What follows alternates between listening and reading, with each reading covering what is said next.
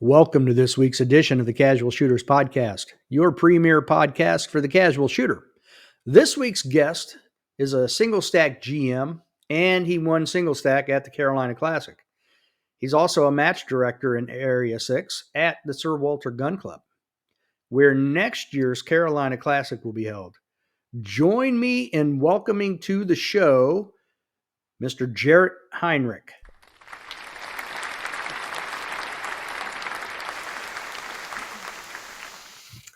Hi, Dave. Hope you had a good Thanksgiving. I did. How about you? I definitely did. I probably ate my own weight, and now I'm trying desperately to work it off.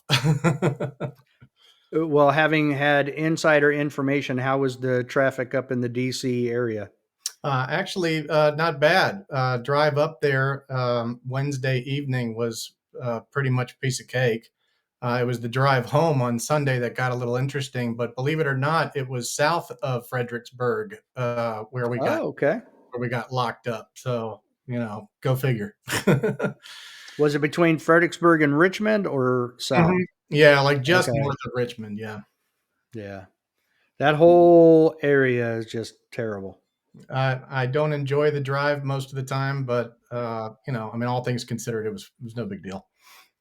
All right. If you would take just a moment and introduce yourself. Sure. My name is Gerrit Heinrich. I am 43 years old.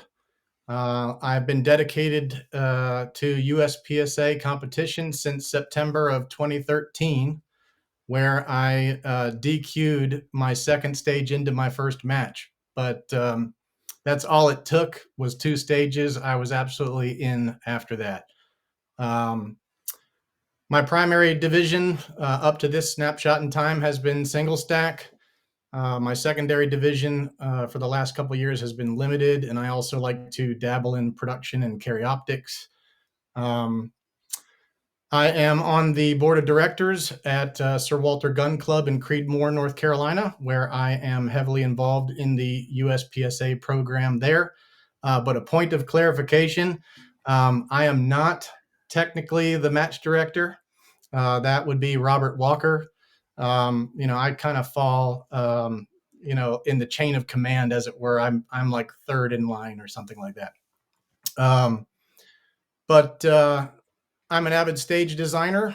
I regularly contribute stages to the Sir Walter Gun Club Level 1 monthly match, the Carolina Classic, and the Area 6 Championship. I'm also a certified CRO, and I try to work the Carolina Classic each year in some capacity. So, in a nutshell, that's me. Well, and I started to laugh earlier, not at you, but when you said you were 43, I've had a couple of people give their age and then go, and I like long walks on the beach and stuff That's like right. that. So that's where I thought you were going with it. So I immediately just started laughing. Pina coladas and all that. Yeah, that's right. Exactly. So, as you know, Gerrit, I like to ambush all the guests right up front with the hard questions. Mhm. And for the audience, we tried this before, and we ran into technical issues. And a representative from EVMux actually got on with us, and we worked everything out. But we ended up staying on that call for like an hour and a half just chatting.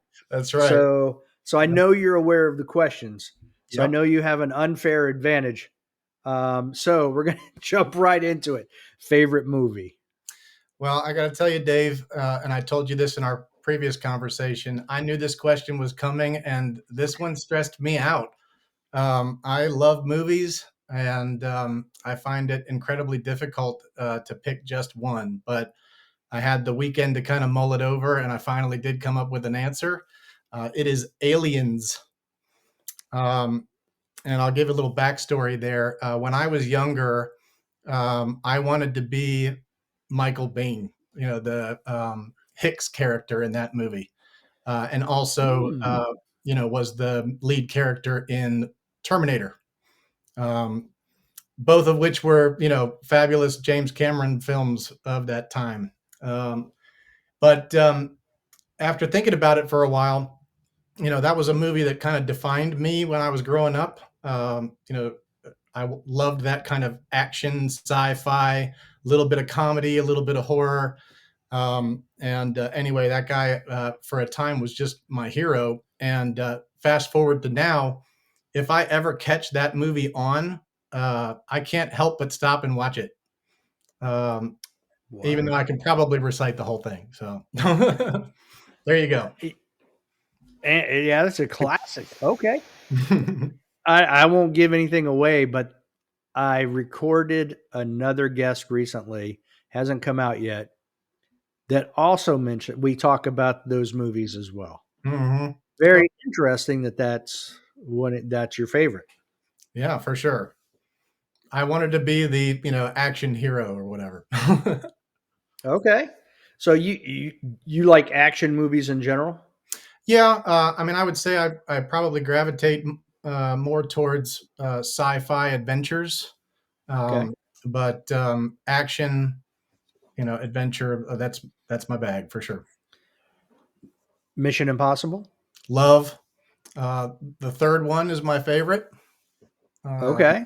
with the rabbit's foot and Philip Seymour Hoffman as the bad guy. I really enjoyed Yeah, that. that was a good one. So, have you seen the first half of the last movie? No, I have not. So Oh my take goodness. away. Okay. It is in. Nope.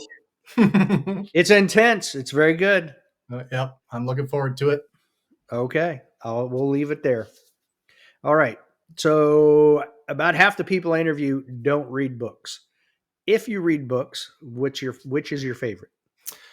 No, I fall into that half category. It's been a long time for me. The books that I read now are, you know, Ben Stegger's, Practical Shooting, or Get to Work from Steve Anderson. But uh, back when I was reading, probably like early 2000s, I was really heavy into the Tom Clancy series, like the Hunt Mm, for Red October, Patriot Games. I really liked that political espionage. Um, and also the Dan Brown novels, like the Da Vinci Code, Angels and Demons. I don't have a particular favorite, but if I had to pick just one, it would be The Hunt for Red October. I read that book as well. Very good book. Hmm. Excellent. And it that's a fast read too because it's not just a bunch of background information. I mean, it is very fast paced. It's a good book. Yep, I enjoyed it, and fortunately, I read the book first and before I saw the movie. Um, but I enjoyed the movie as well. So, You uh, can't go wrong with the actors they had. So oh, Sean Connery for sure, and everybody yeah, knows Alec Baldwin is the greatest actor alive or whatever, right? and Scott, what's his name, was the Navy captain. Hmm. uh, I can't think of his last name. Scott Glenn. Scott Glenn, yep, loved him Yeah, in Silverado and Silence of the Lambs. yeah, Oh, yeah, he's been in a lot of great stuff. yep. That was a great movie. All right, you're into sci-fi.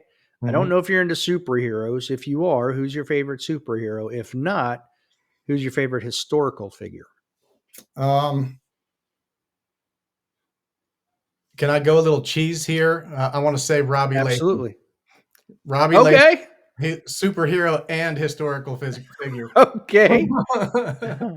And still manages to wipe the floor with me at nationals. So even though he well, doesn't have knees. well, I made a comment. So by the time this comes out, the second episode of Michael Poggi will be out, Hmm. and he and I had a conversation about Rob Latham because I was like, he's a generational shooter, and he brought up a good point. He goes, "That's kind of an insult." He wasn't being mean to me, but he's like, "That's kind of an insult because the guy's been he won his first nationals." Rob told him in '82. Mm. So he's been shooting for 41 years. 40 years after winning a national championship, he won another national championship. So he's right. Michael was right in that, it's a lifetime achievement type of a thing with him. He's not just a generational, but he's a lifetime I, achievement shooter. I wholeheartedly agree. And, when I watch him shoot, I'm just amazed at how flat the gun is. He is not a particularly fast guy, but there's no wasted anything. Um, and you can pretty much guarantee that every shot he fires is an alpha, or he's going to make it up. I mean, it's really, yeah. All right. I like that's a good choice. All right. Favorite gun and favorite caliber of all time. They don't have to be married together. Oh no, that's super easy for me. It's a 1911, and my favorite caliber is 45, which is why I still shoot it, even though no one else is shooting it. I just really enjoy it. The platform, just makes so much sense to me when I pick up my 1911s. It just feels like home, and I really enjoy all of the jokes and memes about the 45 that all my friends constantly send me. Like because short and fat isn't always bad. That kind of thing. Um, but the reality is the 45 caliber or 45 ACP, like it's super forgiving in the reloading process. It's so easy to reload, and I can use all kinds of different powders and um, just it's super easy to get the results that I want, and it doesn't wear my arm out on my press either. Um, I hate loading 40. I really hate it. And 9mm is kind of a close second to that. But 45, for whatever reason, my process for that is just smooth and simple. No fuss, no muss. So that's it. I dig it. Okay. And I'm pulling up the so yeah, you were 10th at nationals in single stack. But I Mhm. mean all the names in front of you, they're all very good shooters. So Yeah, and I've uh, kind of bounced up and down that list before. I really, I felt like I could have placed much better at that match. Realistically, somewhere in the middle, like sixth place or so. But I mean, I'm sure you heard from everybody by now. I mean that was a really hard match, and there were several targets where I shot 3 rounds and called all 3 shots. But when we went down there to score them, there was only one hole in the target. so So you had even, a triple. yeah, yeah, yeah. Uh, there were a couple that I did question, uh, Okay. because I felt so strongly that my shot call was good, and I was just so surprised. But by the time day 3 came around, if they walked down and called Alpha Mike, I was like, yeah, okay, I give up. Wow. You're like Pavlov's dog at that point. Yeah, yeah. I've never been a particularly fast shooter. I'm definitely an accurate shooter, and so even when I was really trying my best to execute fundamentals on a stage like stage 18, the infamous stage or whatever, I was kind of surprised with some of the results downrange. So, but what can I say? I got what I earned, and I respect all those guys above. I was actually on squad with Henning Wahlgren, who placed, Okay. I think, fifth or so, uh, Sixth. sixth. Well, we were, talking stage plans and, doing what we do. And I mean, he just kind of laid back and shot awesome, awesome points the whole time. And I remember, thinking afterwards, I'm like, this guy, just totally owned me by staying back, watching, capitalizing on my mistakes, Um, and I was really excited to see him place that well because he's awesome. He's a great dude. I also Leif was on my squad too. I know Hmm. you just had him on, and anyway, great group of guys. We all struggled through that together, and It was a group struggle. yeah, it was really something. But Yeah, Michael Poggi and I talked about the same thing. And again, like you, he didn't go into depth, but he's like, yeah, wow. Yeah, So, I listened to his first part or whatever, and I think there was some talk in there about this would be a really great match if all the targets were brought in closer or whatever. And yeah, I mean, I think there's some truth to that. Um, I think the stages in general were very much go to the places and shoot the things. There wasn't a lot of opportunities to shoot on the move or blend positions or whatever. It was just a lot of go here and shoot with precision. Um, and certainly bringing the targets in closer, I think, would have changed that dynamic a little bit. Uh, but anyway, we had a good time. 10th place is my best finish at nationals to date. Um, not if we're not looking at the percentage or whatever, if we're just talking about placement, my previous best finish, I think, was 12th. So I'm happy with it. But I can't help but feel a little, what's the word I'm looking for? Disillusioned, or something. Like I came away from that match feeling like I suck. well, I think a lot of people had some hurt feelings. So I Yeah, don't think you're the only one. yeah. No, I Um, came home and was like, man, we really need to rethink this. so I kind of took us off track there, but so what are you shooting? What is your 1911? It is a Dan Wesson PM45. Um, a little backstory on that. Uh, for many years, Dan Wesson had the PM745, which was just your standard government 1911 build, no real frills.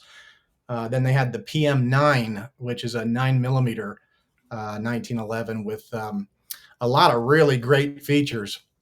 And I got a PM9, loved it so much, I bought a second and then a third. And I reached out to Dan Wesson at that time. This would be like 2016, 2017. And I said, hey, I would really love a 45 built exactly the same as the PM9. So they actually built a semi-custom order for me for that, where they put all the same serrations, the extended controls. There's a Clark rib on top of the slide. So they built that. It was perfect. Absolutely loved it. And the next calendar year, that PM45 showed up as a regular SKU in their catalog. Um, Wow, look what you did. You well, started something. I don't know. Well, I can't, say that I was, the reason behind that, but it is nice to think that, I was sort of a catalyst for that. But yeah, fast forward to now that, SKU has changed quite a bit. A lot of the features that I really love about the PM9 and the PM45, they've actually taken off. I think as cost saving measures, like post COVID, um, Hmm. still totally great gun. Highly recommend. If you're getting a single stack 1911, like Dan Wesson is, in my opinion, is where it's at. Okay. And Yeah. I'm not affiliated with them in any way, shape, or form. No sponsorship, no nothing. But if anybody from Dan Wesson is listening, I would be happy to shoot with you. All right. So two questions and two follow-up questions. Sure. One, the PM9 is all chrome, but the Stainless steel. PM45, okay. Hmm. So it's stainless steel. That's what you got. Hmm. Okay, because the PM45 comes in blue, black, and stainless. Yeah, So you got the one that I have, the model year, 17, 18, 19, and 20. They were all stainless only. Um, okay. and matching. Um, I've got it right here in my hand, as a matter of fact. Are we allowed to show guns on here? Oh Absolutely. yeah. I'd be disappointed if you did if you had it and didn't. Yeah. She's a pretty gun. Yeah. Here's just one of them. All right, now do me a favor. I I have love the grips, by the way. I have several of But these. Oh yeah. Well, let's give a shout out to Nathan Carter at Shooting Sports Innovations.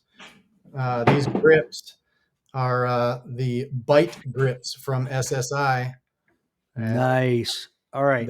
they are just wonderful. Yeah, nice. Now, Oh yeah, well yeah. how about yours? Oh I yeah, got no jiggle. oh yeah. There's no Yeah. of any kind in this one. It is tight as can be, and I have two more that are identical to this in 45, and I have three in 9. Okay, so my next question is give for me in the audience, tell us what the difference in felt recoil is between the PM9 and the PM45. Oh sure. Well, I mean, come on, 9 millimeter minor versus 45 major. Um, but the reality is, the way I have them set up, they're not that different. Okay. The 9 millimeter, I tend to run mine, around 135 power factor. I don't like to go any lower than that because I want it to drive the gun and return to target. Um, I also use a heavier recoil spring than most people. I use a 10 pound in my 9 millimeters, whereas I think the factory ships it with a 9, and a lot of guys who are running it in competition go lighter than that, like 8. Um, Wow. because I want it to return, nice and quick. But the reality is the 9 millimeter is a BB gun, in comparison to the 45. The 45 is, more like a softball, um, whereas, like, say, a 40 is really violent, in my opinion. For a long time, I actually didn't shoot any 40. I just shot 9 and 45. It wasn't until probably 3 or 4 years ago that I got a 40 limited gun and decided to bite that bullet. And since then, I've been breaking rear sights, all over the place on my 40 guns, but that never happens in my 45s. Um, the 45, it kicks a bit, but it's sluggish and it's totally manageable. And when sprung and loaded correctly, it returns great. And I really enjoy it. And it doesn't come with some of the headaches that can come with 40 guns. 40 in a 1911 platform can be a little tricky to get running reliably. And there's not very many magazine options available in 40. And but in a 45, let's face it, like, everything that you could possibly think of is available on the aftermarket. Yes, abs. It's like Glock parts. Yeah, they're everywhere. Yeah, yeah. So Now, if you're running a 135 power factor on the 9, what do you run in power factor on the 45? uh, I think my last chrono came in around 176. But Okay, not too bad. yeah, my target is 172. But I tend to use fast powders, shotgun powders. So my major match load currently is Vitavori N310, which is a pretty fast powder. I also like Hodgdon Clays when I can find it. Good old Clays. When you have that kind of case volume with a fast burning powder, what you get is kind of a softer felt recoil, um, in my Hmm. opinion, anyway. Uh, Well, yep. I've never loaded 45, so why shotgun powder? Well, it's just an option. Again, different powders have different burn rates, Right. and slower powders, are going to build up more pressure. And then when that pressure ultimately releases, I mean, it's going to be snappy, right? And obviously, your bullet weight, is a factor. There's all kinds of factors, but faster burning powders are going to, in theory, release the bullet sooner. Um, Okay. and you can, get a spike of pressure with that case volume, um, at a much lower number, I guess. I don't know if I'm explaining this very well, but um, the other side effect of fast burning powders is they tend to be much cleaner. Um, you know, Mm, there's okay. there's no unburnt powder, left behind or whatever. And when I'm done with the match, I can take the slide off and just wipe it out. I don't have to put solvent on it and stuff like that. So, um, in any event, but for me, it's all about felt recoil, uh, and of course accuracy. Like, the first thing I do when I'm testing a load is I make sure everything is, hitting in the same hole. Um, but after that, it's all about feel and and how dirty is it. And the fast burning stuff, gives me a nice feel, nice return. I just love it. How are you testing your accuracy? Um, Typically standing, I do. I'll set up 5, 7, 10, 15, 20, 25, 30, and 50. And I will shoot offhand groups.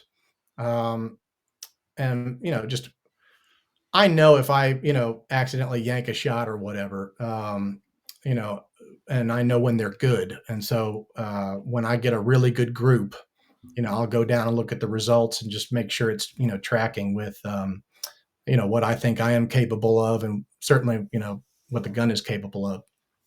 Um, no time limit groups at different distances is a great exercise for any practice session. So, in fact, every time I go out and practice, the first thing I do is shoot a group at 15 yards. You know, I don't That's need, your warm up. yeah, I don't need to zero my gun or anything, but what it does is it, sort of reminds me, reinforces the shooting fundamentals. Um, I'll do everything from, my feet all the way up through my shoulders, neck, everything. I just kind of go through the process. How is my stance? My knees slightly bent. I've got a slight lean forward at the waist, and there's no tension in my shoulders, and I've got a good support grip. And I'll run through Todd Gerrit's natural point of aim, where you close your eyes Mm-hmm. and just point at the target, and then open your eyes and see where are your sights, compared to where you're trying to hit, and then you make body adjustments to set yourself up for natural point of aim. I Right. really enjoy that video that he put out millions of years ago, and I still do it every time I go to the range. Well, it's even more key in rifle shooting Yeah, because when you're talking long range and you're trying to muscle the gun over because you're not lined up naturally, that causes inaccuracy. So I sure. know exactly what you're talking about. Yeah.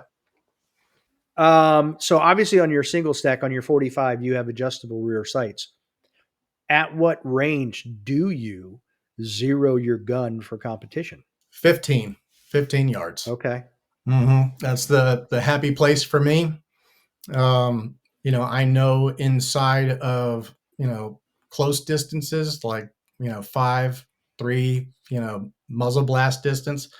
Um, I got nothing to worry about. As I start getting back, the impacts will shift a little bit. So 15 has been the real happy medium for me. So when you shoot at 50 yards, where are you expecting your rounds to hit? A little bit lower.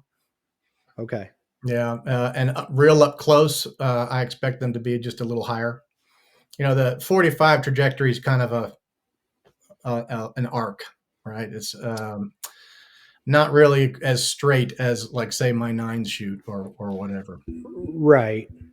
No, you're right there. And what I did find when I did a bunch of numbers was that the closer your sights are to the center of bore, then the closer people should. What I found is about 10 yards is good for irons, 15 is good for optics, like carry optics, and then if you're shooting open or PCC, it's somewhere between 20 and 25, depending on your actual sight height. Right. That doesn't mean I'm not sitting here saying you're doing anything wrong. That's why I asked. I'm just curious. Yeah, no, and I think this is personal for everybody, right? Yep, absolutely. And that's completely cool.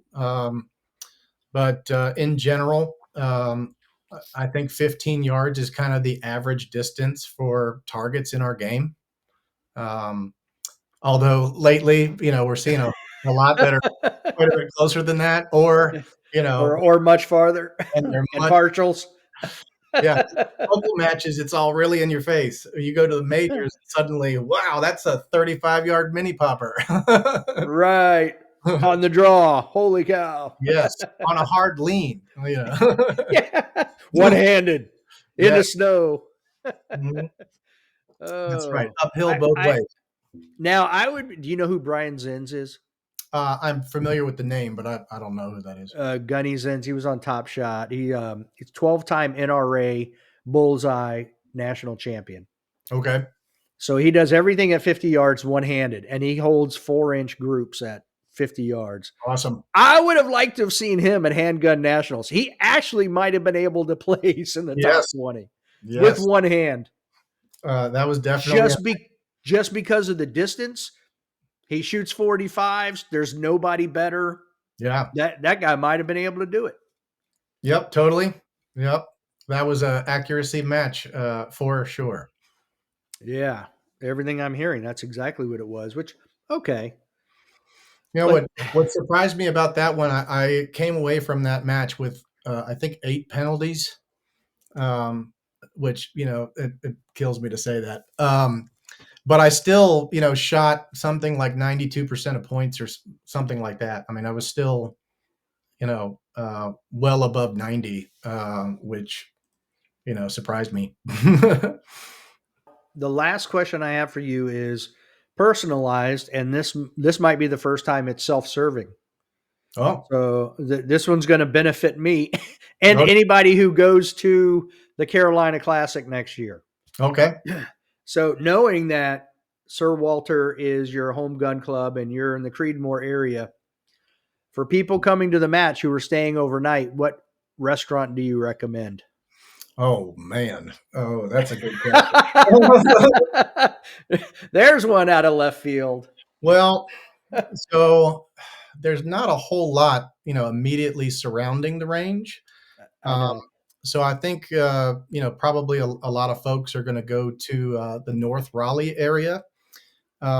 If you are a pizza fan, in North Raleigh is 2 places. One is Milton's, and the other is Nancy's, and both of them are lit. So a male and a female. Yeah, Milton's is where you go if you like, just a traditional pan pizza. Nancy's is where you go if you like Chicago deep dish pizza, like real traditional Oh, Chicago deep dish pizza. Um, okay.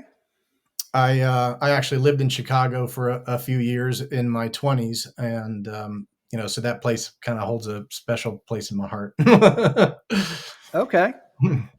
And I've been in that area a lot. I don't think I've ever been to either one of those because I used to shoot a bunch of NRA high power matches there at Butner.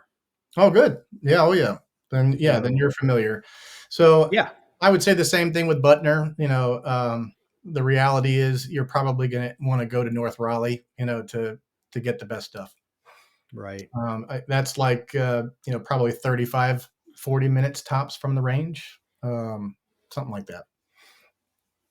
Okay. Good question, though. Took me by surprise. Yeah. Yeah. You weren't expecting that one. Yeah. Now I have something to look forward to next year Yeah, for sure. because I'm going to come down even if I don't shoot it because I'll be getting a total knee replacement here at some point. Oh, I wow. don't know that I'll be shooting it, but I'll at least come down and check things out and do a few things Well, from the podcast. we can work out a wheelchair division or something.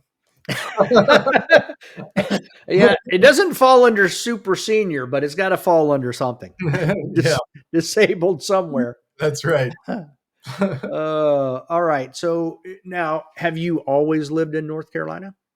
No, no, I grew up in Maryland.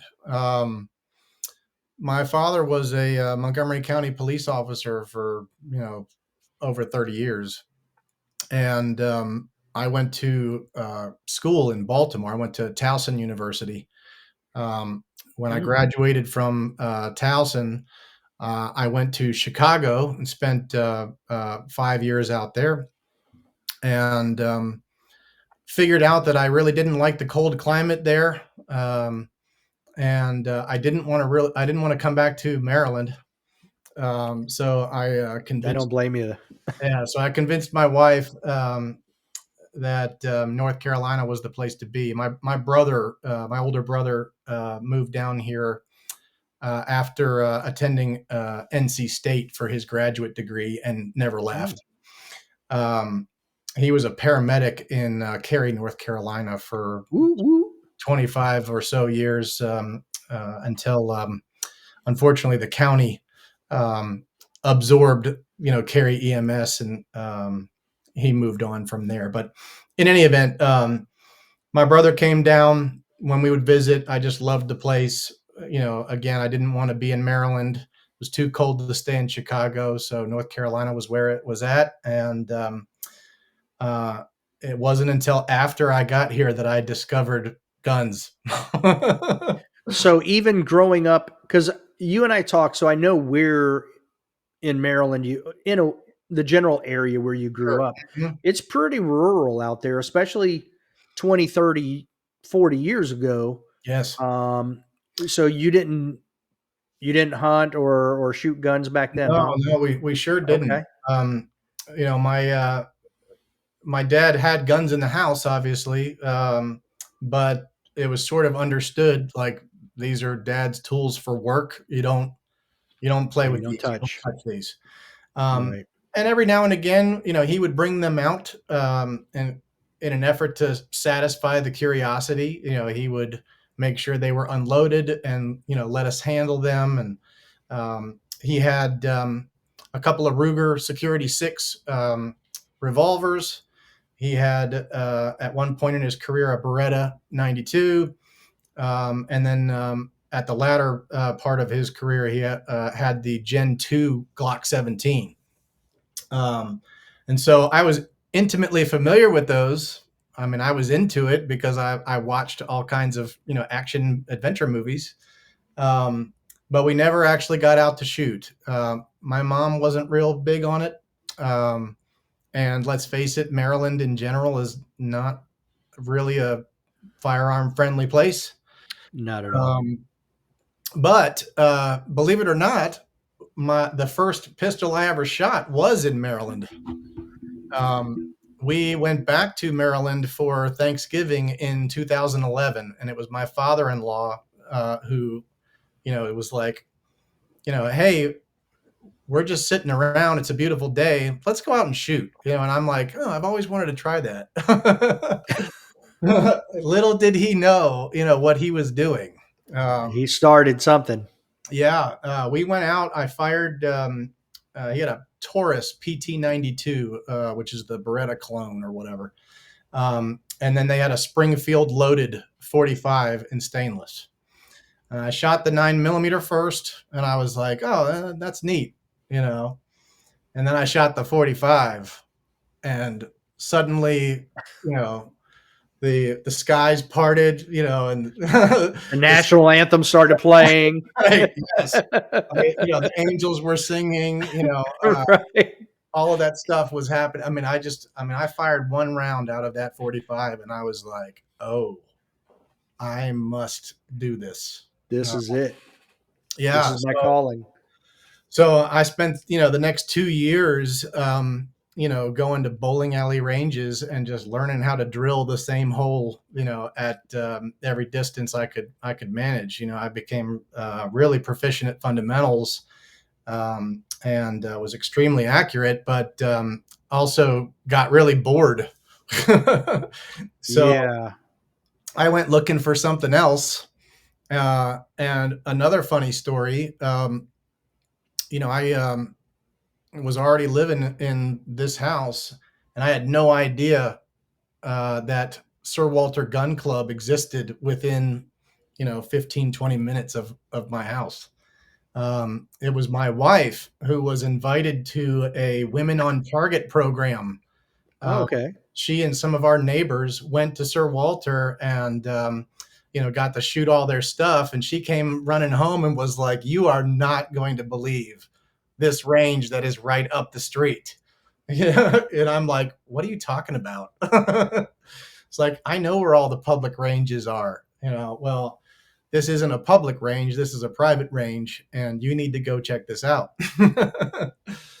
So sure enough, I did, and boom, USPSA. Now, what year was that? Again, 2013 September. 2013. Okay. So I show up. I've got my at the time I had a Kimber 1911 and Uncle Mike's holster, and a couple of crap mag pouches or whatever. I had no idea what was going on, and like I said, I DQ'd on my second stage, which is the Sir Walter Field course, for a 180 violation. And I remember it like it was yesterday. I'm at a port wall, and the gun goes to slide lock, and to reload, I pulled the gun out of the port like this, not knowing Mm. that the wall was also diagonal in the bay, which means when I brought the gun back like this, Oh. so dude, yells stop, and I turned back to him and I was like, but I'm not done yet. He says, "Yeah, you are." He said, "I'm sorry, you are." And he Uh, explained it to me. He was totally cool, and it didn't phase me one bit. I was just super excited to have had the opportunity to try it, and I couldn't wait to come back next time. And to make a long story even longer, the very next month, I came back thinking that it was going to be a monthly match. But no, it was October 2013. That was the Carolina Classic, oh, or the wow. state championship match at that time. So I go to registration, and I'm like, this seems like way fancier than usual, and there's a lot of people here. This is awesome, and they're like, did you register? And I'm like, well, no, I'm here to do that now. And they're like, oh, I'm sorry, you would have had to have registered, months ago in order to shoot this one. Sorry, kid, we'll see you next month. Oh. But I stayed and I watched, and that just furthered my hunger to be, in all of this. So anyway, yeah, it So was you so you started in single stack. yeah, oh yeah. Okay. Again, when I shot 1911, the stars aligned, the angels sung. Right. That was all I wanted to do. So, um, I ultimately got a 45, and that's what I shot with for a long time.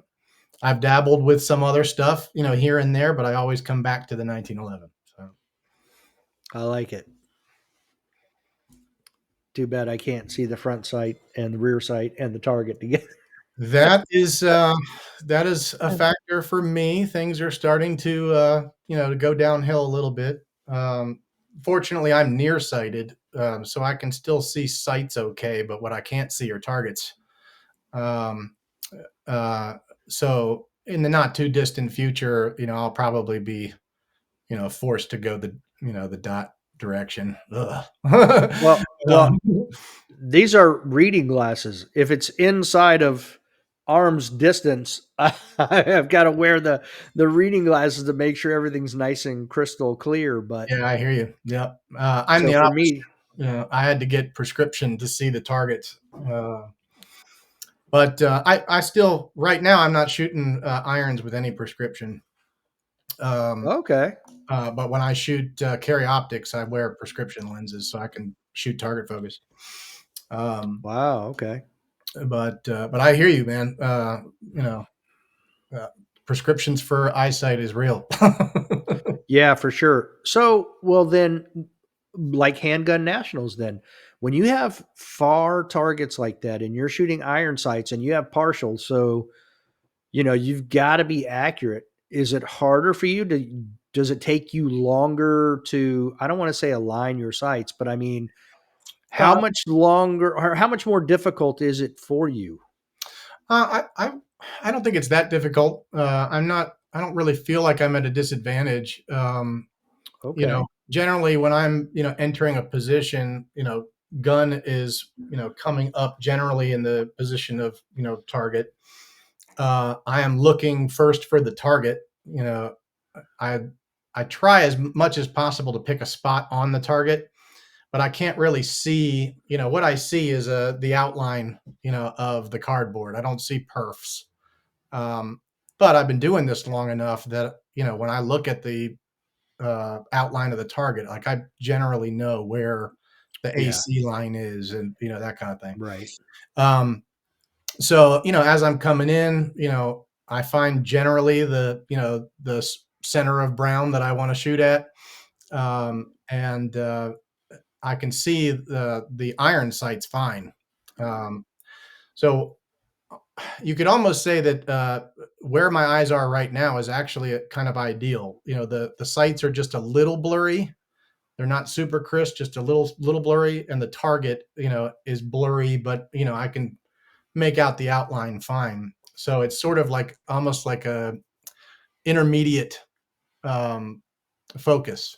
I'm not target focused, but I'm not super sight focused either. I'm kind of somewhere right in the middle. Uh, Okay. and For me, it works out great.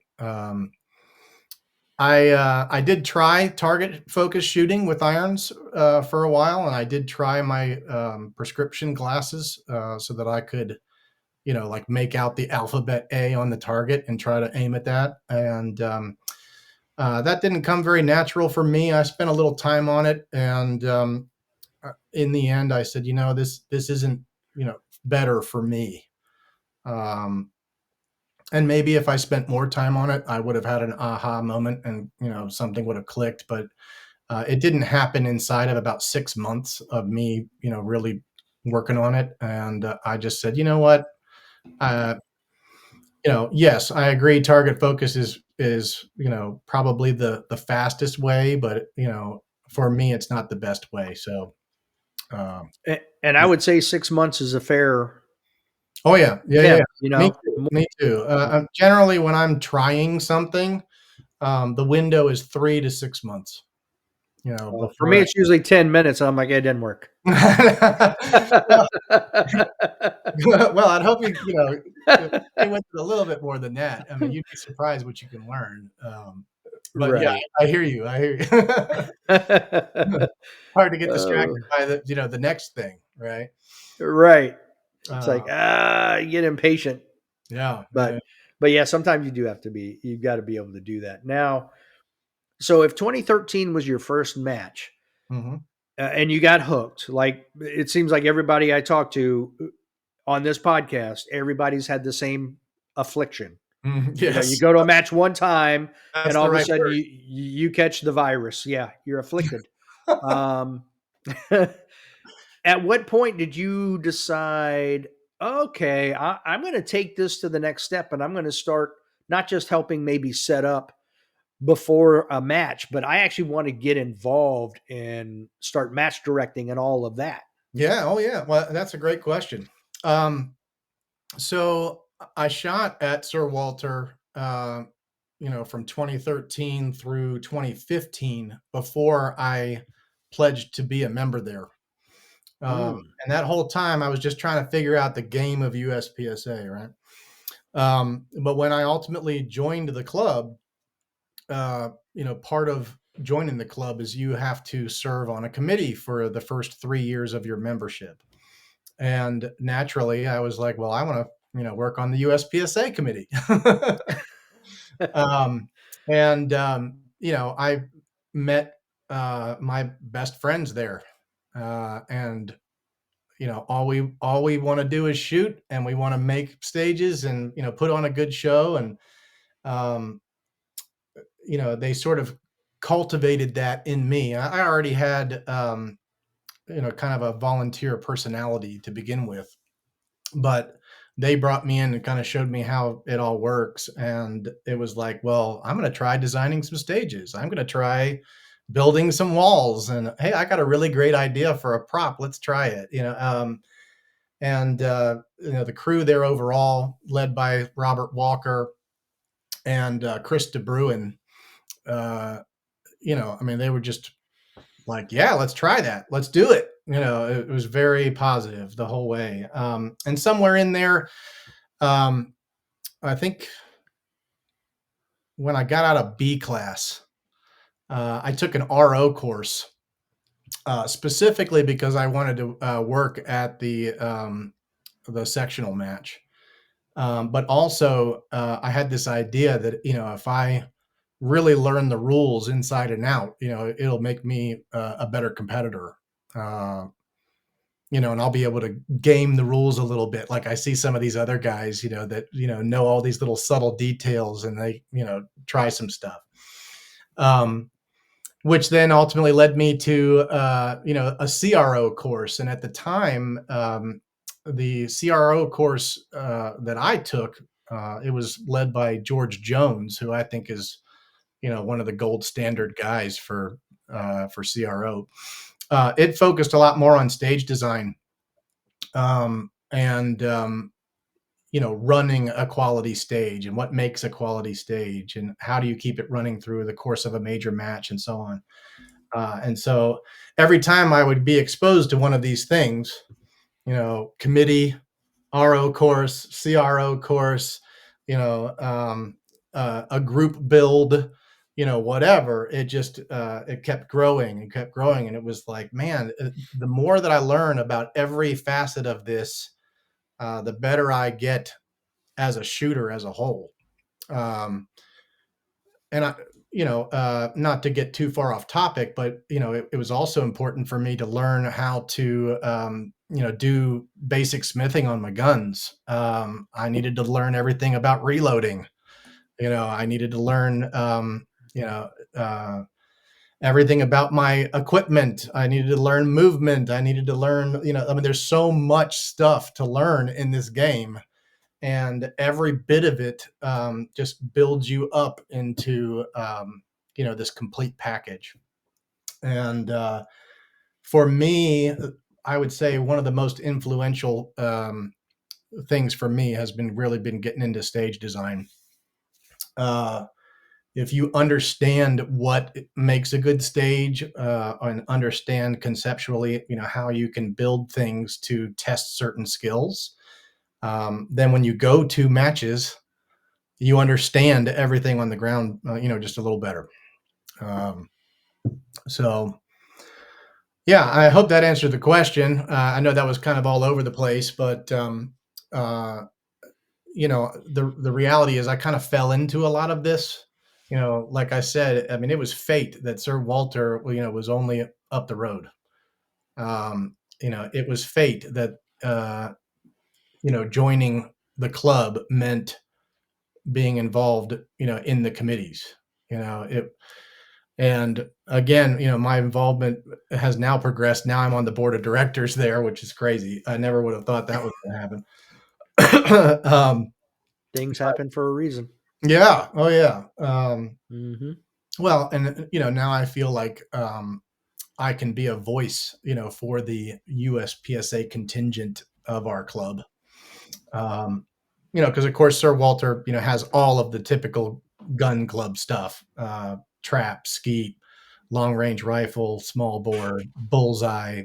Uh, Now we're even bringing archery on board. There's a lot of different disciplines, um, and so now I can contribute at the board level.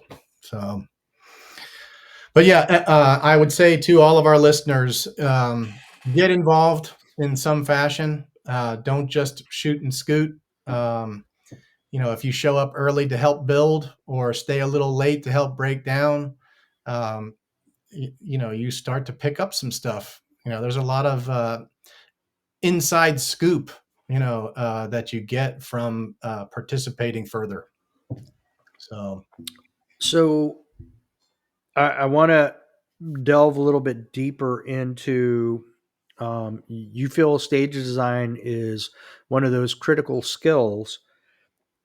I'm not aware of the USPSA offering a stage design class. you are correct. I'm not aware of one either. So is that something you would advocate for?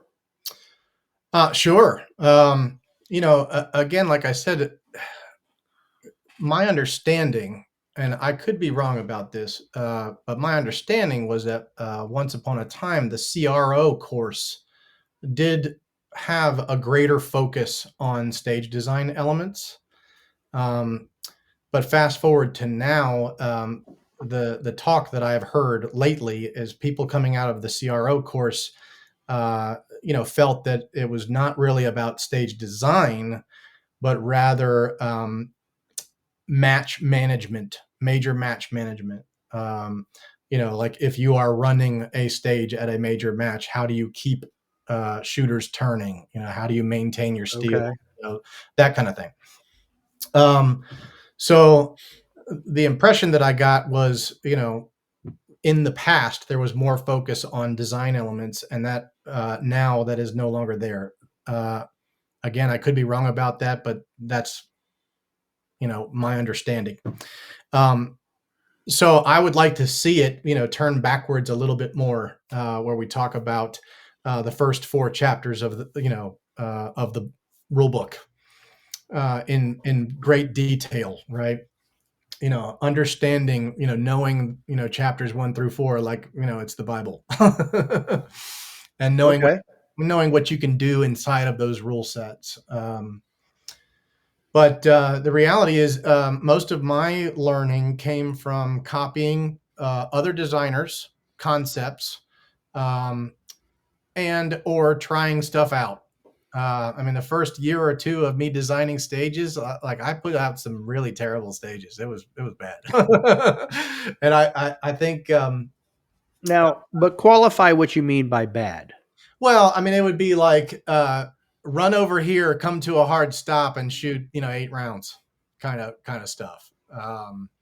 There wasn't really any thought of what a quality shooting challenge was, right? Okay. It was more of, how can I take this space, and throw a bunch of targets in, and then make people run places. I mean, it was very it was very rudimentary. Okay. And I just explored lots of stuff. I got a lot of great feedback from Robert Walker and Ben Berry. Um, I've collaborated with different people around the section for years, and I also, whenever I see matchbooks pop up online, I steal them. I've got a little cloud repository of that's just full of PDF matchbooks so that I can look at stages. And I definitely encourage people to try it, and know that not everything you put out there is going to be worthwhile. There's going to be some real suck stages, and honestly, I mean, it's not uncommon for me to occasionally have a sucky stage now. Sometimes what you draw and what ends up on the ground, are not the same. um, Well, I guess what I'm getting at too is like, how am I going to verbalize all of this? It's running through my head while you're talking. But I could see there's a couple of things. I don't even know where to start. One, I'll say that I think if there is a formalized stage design class and ROs and CROs or just CROs, range masters, whatever, are part of this, mhm, then even if you get, let's say you get for like the Carolina Classic, you guys are different. So I'm going to use that anyway. But let's say you guys, meaning the ROs and stuff, showed up. Let's say staff day is Friday. So you showed up on Thursday and you're looking over the stage you're going to be running. mhm, Then you could, from a stage designer class standpoint, as well as a ROCRO, then you would be like, oh, if we made a couple of changes here and there, then you could go to the match director and say, hey, these aren't done yet. Is there any way we could do this and that? I just see a lot of benefit. I don't know if I'm verbalizing it well, but I see benefit there. And like you said, I think the other option though too is we had part of this conversation on Wednesday is maybe it would help standardize the software that's being used So when you look at like the repository we talked about Mm, on mhm, mhm. the USPSA website, there would be more of a standardized layout where people could use it and modify it easier as well. That's an interesting thought. Um, I'm still using SketchUp, which is not really a thing anymore. Like I think I'm using a 2017 version of that software, um, and the name is escaping me right now. Oh, Practicism, I think, is what the newer tool is. I mean, there's a couple of different tools available out there, and I see drawings that come in, as SketchUp drawings. I see Practicism drawings. I see doodles on paper. Of course, we have the little 3D stage design kits now. Um, Right. and I've even seen some that look like they're done in like something like Microsoft Visio, uh, or PowerPoint, something like that. Um, so getting the design community to kind of commit to using one application would be an interesting thought. I don't know that it's entirely necessary. I mean, it is a tool to produce your ideas, but I don't know how critical that really is. No, I think the bigger issue is, you know, how do I conceptualize what a good stage is versus a bad stage, and make you understand it, right? Um, the reality is a lot of that comes with experience and time and testing, right?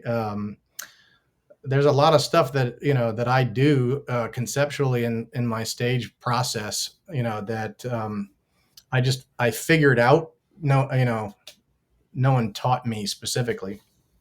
Uh, I do have some rules of thumb, I guess, or more like guidelines. Like I don't really,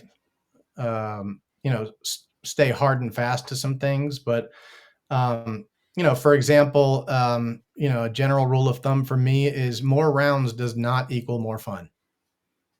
I agree. And Yes. I just, probably lit up the internet by saying that. And just adding more partials doesn't make it a better stage either. For sure. In fact, there was a Facebook post just recently that I think Tim Herron started that was specifically about that. What is your Hmm. philosophy for putting in no shoots and hardcover or something like that? They should be, done purposefully, right? Like you don't just randomly sprinkle stuff in. Another thing that's really irritating me lately is stacked targets. Um, in general, my feeling is stacking targets on a single target stand is just poor design. With one caveat, though, I think there's a time and a place for that, and that's where you are space constraint, like say an indoor match where you only have the single berm, and everything else is concrete walls or whatever. I mean, I think there's a time and a place for that, uh, but I am seeing stacked targets everywhere. In fact, at Handgun Nationals, there was a stage that was all stacked targets. And I remember, talking with Leif, about this as we were looking at the stage. And it was like, this stage would have been so much cooler if they split those targets and moved one over here, put one over there, put one back there. Like, there was plenty of room and plenty of opportunity to, make something more interesting there. Um, but I don't know. It just seems like it's running rampant.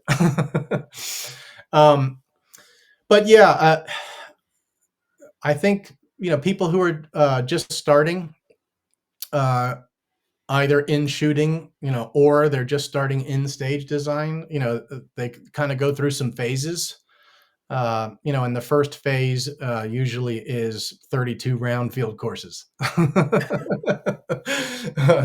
It took me, a year or so of just barfing stuff on paper before I really got into, okay, I want to create um, a risky entry option here, or I want to separate shooters by placing this one element in here that the top guys are potentially going to move on, and everybody else is going to post up. Um, That's a good design. yeah. Oh, yeah. Yeah. Yeah. I think See, that. and I say that too, Jarrett, because I said this to somebody. Oh, another guy who's coming up soon. I said that, like if I go to nationals, I don't expect to be able to run the stage as fast as or as well as the guys on the super squad. Sure. The stage should be designed for them, but it should be one of those where, I may have to slow down to 90% and they're only slowing down 50%. You know what I mean? Yeah. So I think I would clarify. I don't want to say that I'm designing stages for any one group of shooters, right? No, and I'm not saying that. I don't want to design for the super squad level guy or design for a particular division. That's another one. Yep, right. Get Right. ready for that segue. Uh, And we just blew up the internet again. that's right. That's right. But the reality is, a good quality shooting challenge that is well thought out is going to be good for all shooters, all Agree. divisions, all Yeah, levels. And that is really the goal, right? We want to create challenges that everybody can do, but some people can just do better, right? exactly. That's my point.